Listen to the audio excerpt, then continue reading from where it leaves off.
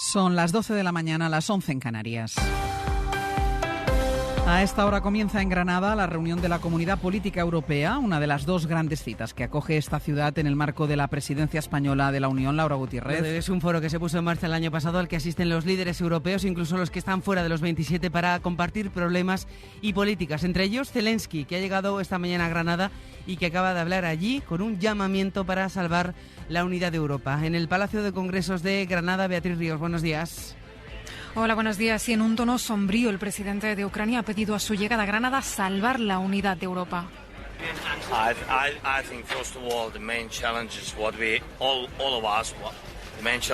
Y ha dicho que hay que prepararse también para el invierno y además ha aprovechado para dar un toque a los europeos, recalcando que el compromiso de los Estados Unidos con Ucrania es inequívoco.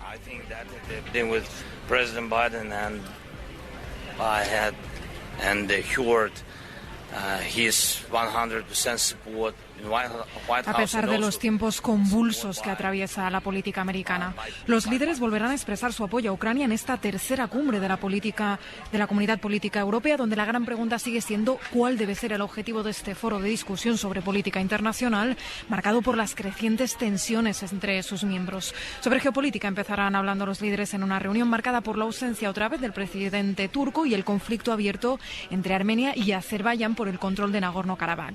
La presidenta de la Comisión Europea ha dicho que se reunirá en los márgenes de la cumbre con el primer ministro armenio. A la llegada a esta cumbre ha hablado también el jefe de la diplomacia europea, Josep Borrell, sobre el acuerdo comunitario para la inmigración. Yo sé que hay todavía problemas por parte de algunos países, pero este es un momento decisivo para que Europa adopte acuerdos operativos para hacer frente a los flujos de migración cada vez mayores. El presidente Pedro Sánchez también ha comparecido ante los medios antes del inicio de este encuentro. Insiste en que sigue abierta la negociación con los grupos para la ley de amnistía que piden los independentistas catalanes para apoyar su investidura.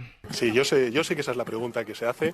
Incluso me dicen por qué no se refiere a ella directamente. Estamos negociando con los distintos grupos parlamentarios y cuando tengamos una posición concreta al respecto, después de reunirme con todos los grupos parlamentarios, fijaremos la posición del Partido Socialista Obrero Español. Y en este caso yo le hablo, lógicamente, como candidato del Partido Socialista Obrero Español a esa investidura. El Supremo rebaja en 5 años la pena de cárcel a un hombre que robó, amenazó, pegó y violó a una prostituta en Madrid en el año 2008. Aplica la ley del solo sí es sí y en la sentencia deja claro que la rebaja se aplica porque fue el legislador quien redujo el arco de penas. Pedro Jiménez. El hombre amenazó, robó y violó a una prostituta y fue condenado a 15 años de cárcel, 3 años por el robo y la pena mínima de 12 años por la violación, que con la ley de Irene Montero se ha visto rebajada a 7. La Audiencia de Madrid rechazó aplicar la rebaja y el Supremo se lo reprocha. Dice que le resulta llamativo que las circunstancias que antes valieron para considerar que no había motivos para superar la pena en su mínima extensión,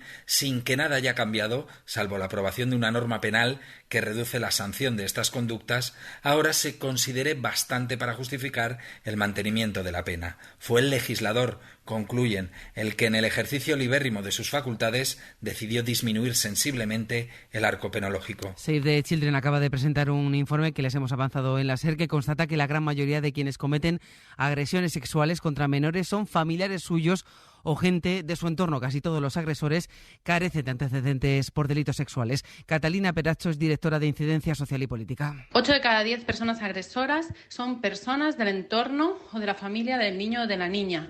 Además, estas personas, en un 96% de los casos, no presentaban antecedentes por delitos relacionados con violencia sexual. Deportes, Paco Jo, ¿qué tal? Buenas tardes. Acaba de concluir la declaración de Vinicius por los insultos racistas sufridos en Mestalla. El jugador del Real Madrid afirma que solo en ese campo ha escuchado insultos racistas contra él. Hemos conocido que en noviembre está citado el también madridista Militao a petición de la Liga. La segunda fecha, además de la Champions, acaba sin derrotas para el fútbol español, con 4 victorias y solo el empate del Sevilla. De las victorias de anoche del Atlético de Madrid 3-2 ante el Feyenoord y el 0-1 del Barça ante el Oporto, dejan solo de negativo la preocupación por las lesiones de Correa y Lewandowski, que pasan pruebas médicas para saber el alcance de sus molestias. Y Europa sigue siendo noticia hoy por la segunda competición. Hoy juegan Betis y Villarreal. Los andaluces se enfrentan a las 7 menos cuarto ante el Sparta, con 5 jugadores del filial en los de Pellegrini, y los levantinos en la Liga Europa reciben al Rennes a las 9 con el regreso de Gerard Moreno. Pues es todo. Sigue hoy por hoy con Ángeles Barceló y seguimos en cadenaser.com. Cadena Ser. Servicios informativos. Casal, buenos días.